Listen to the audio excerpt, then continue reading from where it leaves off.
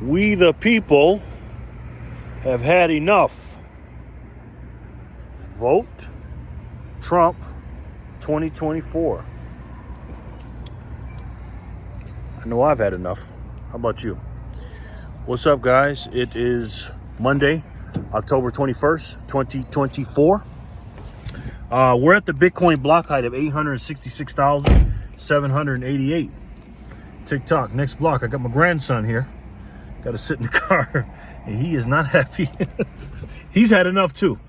Anyways, the fallout today with the media, with Donald Trump and going to McDonald's is absolutely just hysterical, man. It just, what, let me tell you what Donald Trump is doing.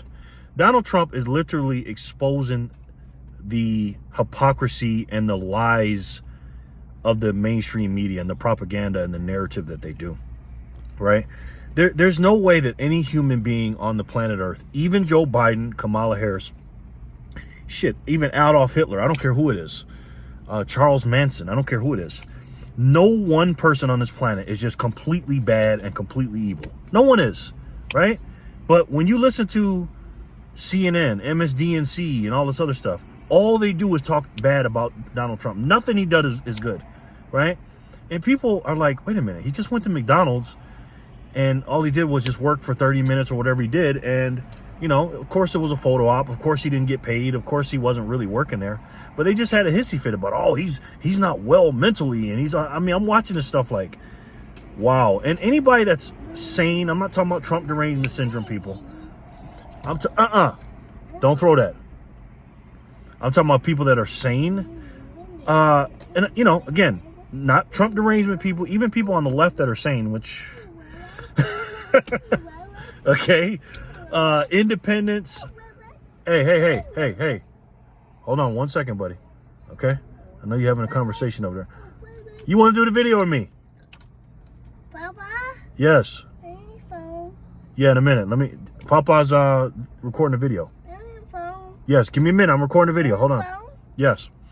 And so, if you have any kind of objectivity, right, and you are a sane person, you're gonna look at this stuff like, he just went to McDonald's. Like, what are we talking about here? And again, I said this yesterday. That one rock he threw at McDonald's, and you know how you throw rocks, two birds on one stone. He killed so many birds with that stone. What did he do? He went to McDonald's and worked with the common people. You know, I'm just like you. Obviously, he's not just like you, but you know what I'm saying. He's just like, hey, meeting people and greeting people. You know, that was cool, man. And two, it's just cool to see Donald Trump in a McDonald's uniform, taking fries out of the fryer, man, dumping them and coming in and serving people. That was just cool to see, man. And then the memes he did off of that, he got off of that, was crazy. They're talking about what are we gonna call the new burger and what's the new name for McDonald's, and McDonald's stock I think went up or something like that. I mean, it was crazy. And then the main reason he did it was to troll Kamala Harris, and he did it. And again, what does CNN, MSDNC, and all these people say? What do they say? Oh, Donald Trump's baseless accusation that she never worked she never worked at McDonald's. Well, there's no evidence of that. Well, again, where's the evidence that she did work for them? Just because she said she worked for McDonald's doesn't mean she did. I would give the case to Donald Trump's side that he has more evidence that she didn't work at McDonald's versus that she did. Just saying, man. Just saying. It's hard to be objective here. But I was watching Piers Morgan today, and they had who they have on there? They had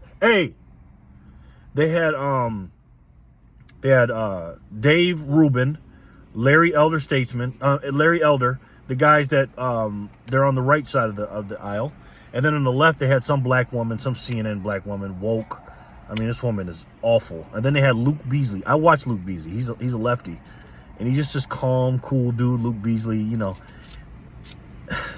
Soy boy, man. And I watch him, too. He's just a soy boy. You ever notice that people on the left, not mostly black men, but mostly Caucasian or anything else? Because a lot of black dudes, the reason why they're on the left, because they're just on the Democratic plantation. They just are. And they just, you know, oh, I'm black, so I got to vote for Donald Trump.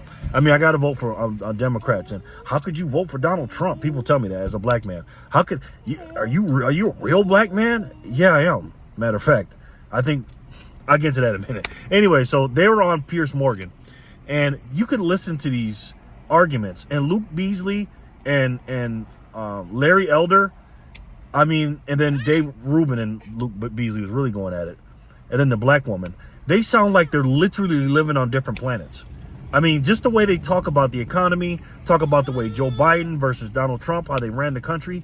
It's just incredible, people's different points of view, how they see things. And I'm sitting there thinking, like, are they lying? And I'm talking about Beasley and the black woke lady. Are these people lying, or they really feel this way? And again, people on the left feel the same way about me, and people on our side, are they lying, or they really feel that way? It's like literally we're living in a parallel universe, or we're looking at the same movie screen, but we're watching a different movie. It's just, I've never seen our country like this, man. And again, somebody's wrong and somebody's right. You know what I mean? Both of us cannot be right. Okay? We just can't be. Somebody is wrong. Somebody's got off. Somebody's lying. Somebody's way either right or way either wrong. And it's just crazy. And then Kamala Harris, of course, she did the thing about saying that you're in the wrong rally if you love Jesus and Jesus is king, or Jesus is Lord, or I think whatever the guy said. I forget how he said it. I think he said Jesus is king or Jesus Lord or something like that. And she's getting roasted for that, man. Then she went on some black church, and of course the black guy that's in charge of the church, he's being all phony. Oh, our sister Kamala Harris, she needs to win, and blah blah blah. Then the black pastor or reverend or whatever he is, he's on CNN or one of these channels. He's basically saying he doesn't understand why black men is not voting for Kamala Harris. It's might be because a woman, or because, as a black man, we're supposed to vote for her because a black woman raised us. Listen, man, of course a black woman raised us, but she's not black. She didn't live the black experience that my grandmother did raising me. This woman is from California that went to high school in Canada, and she's an Indian woman.